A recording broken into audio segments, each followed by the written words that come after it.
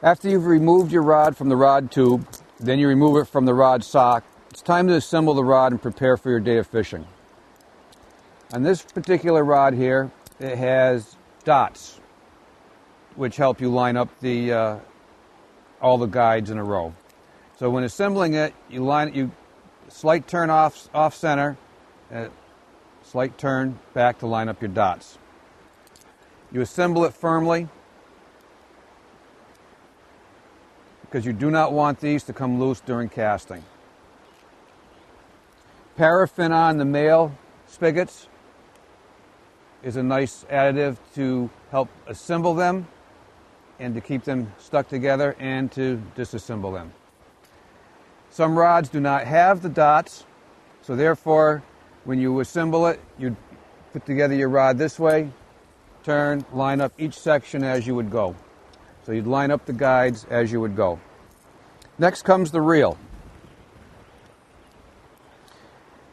Taking the reel out of the case, you'd fasten it to the reel seat itself.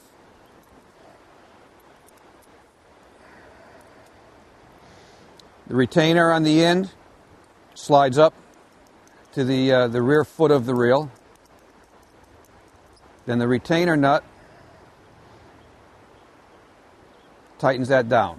You want to have your reel snug so it doesn't move on the reel as you're casting, on the rod as you're casting.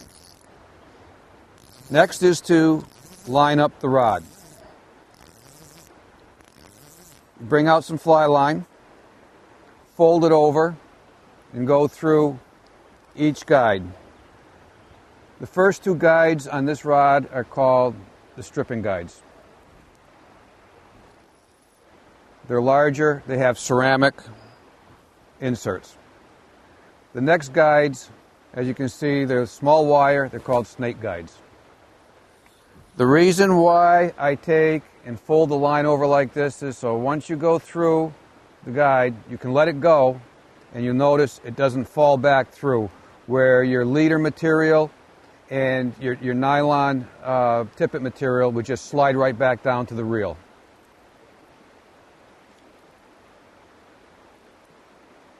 I'll finish stringing this up.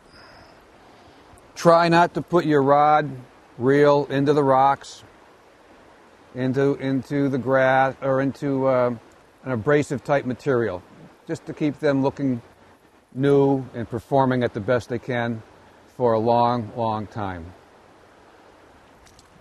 That's how we string up a fly rod. Now to take down your rod at the end of the day, after you remove the fly, you reel in your fly line quickly. So the fly line's on the reel. Leave a little bit of tippet material out so it doesn't get lost inside and get tangled. Reverse everything that you did previously. Take your rod apart. Put it back into the sock, back into the tube, but it must be dry before you close the tube cover so the water will not stain the blank or the cork. Beginning and the end of the day of putting together a rod and taking a rod apart.